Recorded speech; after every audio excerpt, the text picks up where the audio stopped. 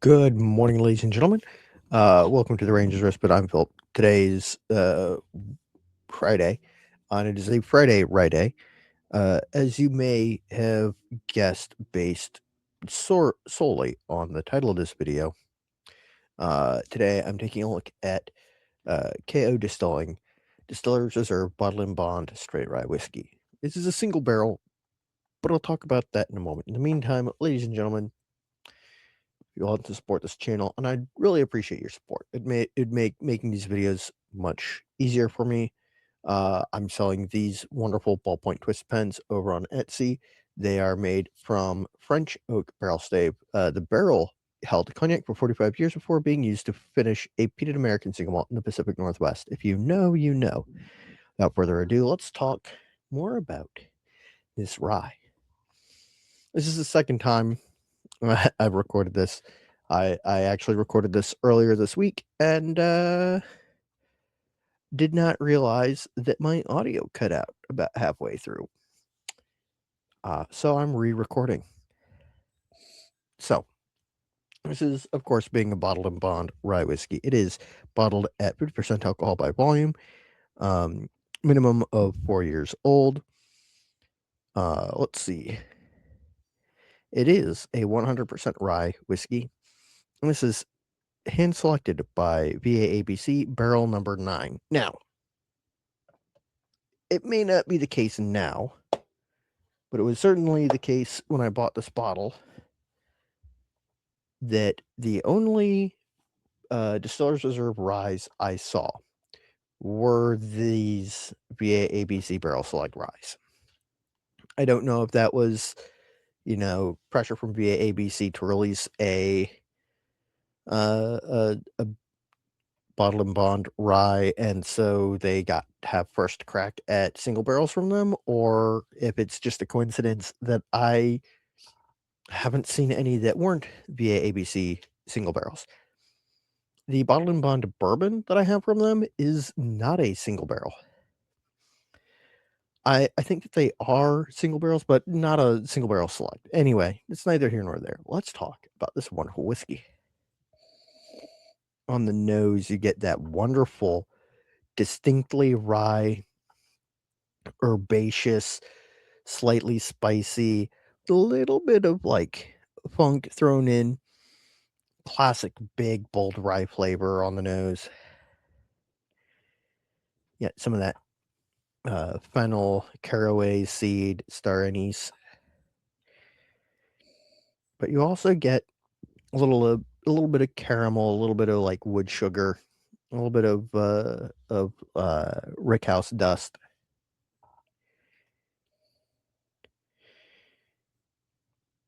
And maybe a little bit of something like confectioner sugar.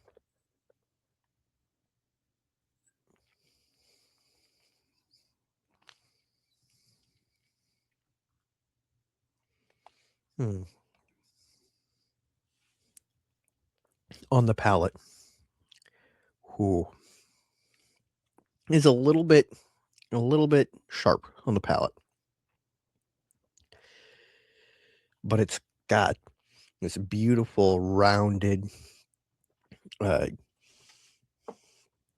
vegetal, uh, herbaceous, little tiny bit of like a eucalyptus menthol note, but mostly it's that rich fennel, aniseed, or black licorice. A little bit of breadiness, some cinnamon, a little bit of like a brown sugary note, which is interesting, and that like barrel influence, slight tannin bitter.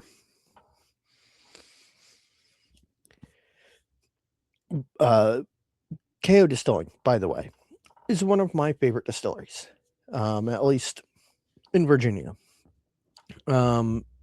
which, pretty high praise considering that my favorite distillery of all time is in Virginia.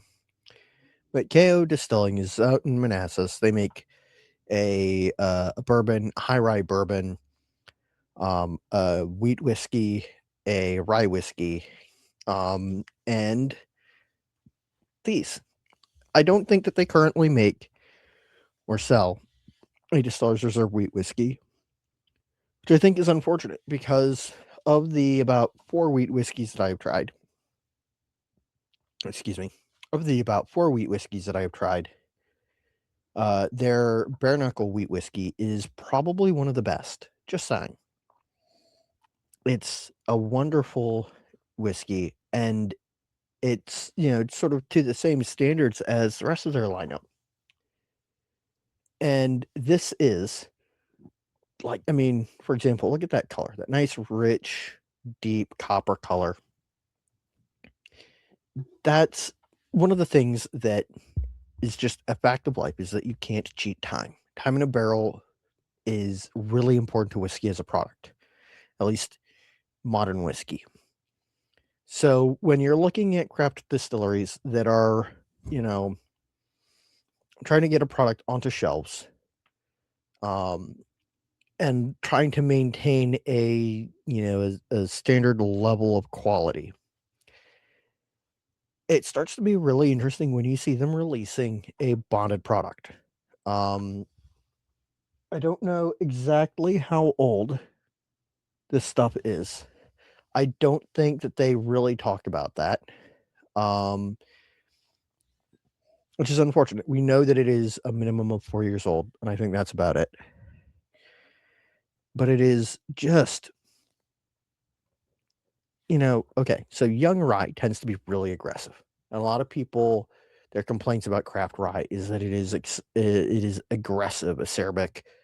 Um, it's got all this, potent spice and sometimes a craft note, which could mean any number of things, but usually means that it's got some off notes that came out of the tails and it hasn't aged long enough for those to either be filtered out or to develop into more conventionally appreciated notes.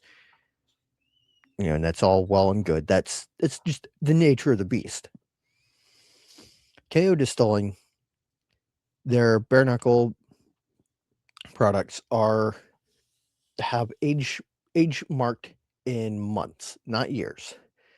And it's not super common today, but it's really interesting to look at these bourbons, ryes, and wheat whiskeys that are, aged, between, almost 3 years to almost 4 years, and see them going up against, straight whiskeys that are over 4 years because they don't have an age statement on them and say straight on them, and holding their own. And you expect that the elevation to the level of bottle and bond, something that is aged a minimum of 4 years, full stop, that is bottled at 50% alcohol by volume or 100 proof, product of a single distilling season, single master distiller, you expect it to be really good. And I think that this really delivers. It manages to deliver on the rice spice that I want, the oak influence that others really appreciate, and okay, I appreciate, but not to the same extent, and a drinkability that is important.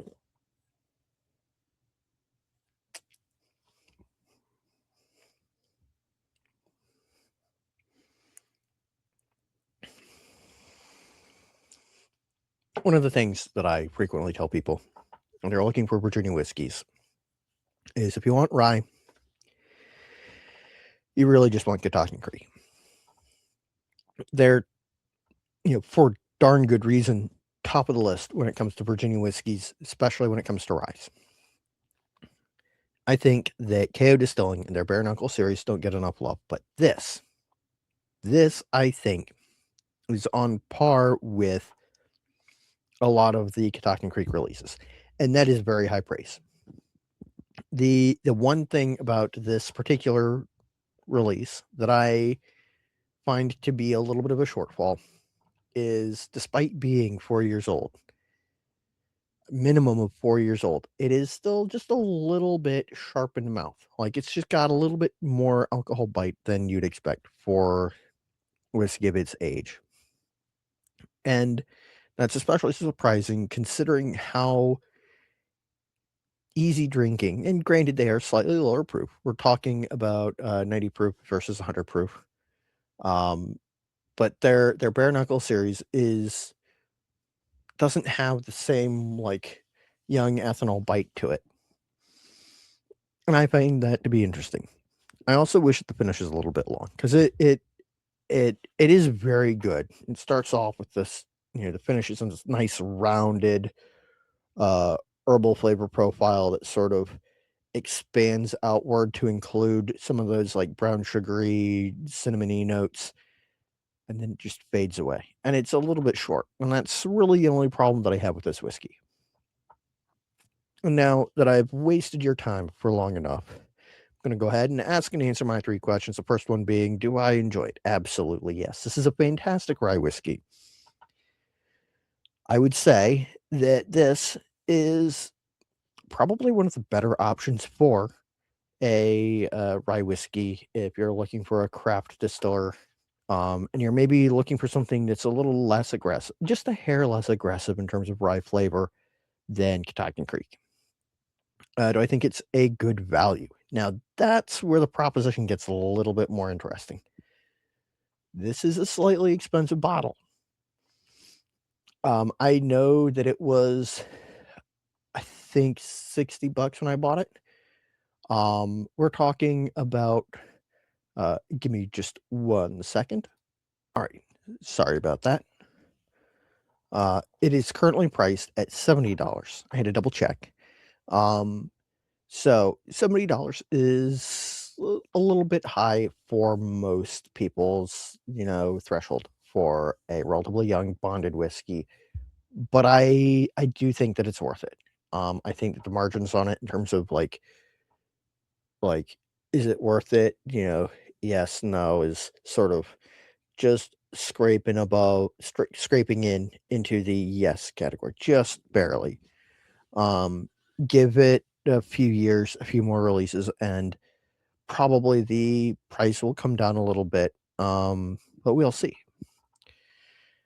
The third and final category is, or third and final question is, do I recommend it? And the answer is yes, I genuinely do. I think it is a fantastic rye whiskey, and I think that if you're looking for a really solid rye whiskey, this is the way to go. Now, all those asked and answered, quick bit of self-promotion. If you like what I do, you want to support this channel, I have these pens up for sale. I talked about them before. You'll remember that. I also have a TeePublic shop where I have t-shirts, stickers, etc. with 2 designs that you can pick from. I really appreciate any looks at those. Next month. No, not March. In April. April probably 3rd or 4th, depending on how things go. I'm going to be uploading some more designs onto there that will directly support funding the Virginia Whiskey Tournament and purchasing the trophy for it. I'd really appreciate you guys taking a look at those. I'll make a video talking about them in more detail on a Monday between now and then. With all that out of the way, let's see if this is going to work for us today. As you may know, on Wednesday, it did not want to work for us. So it's kind of anybody's best guess. But hey, it appears to be working. Let's see. Clear Creek McCarthy's PX Sherry Cask. Now, I think that's behind me. It is indeed this beautiful orange label. Can't wait to talk about this on Wednesday. Now, until then,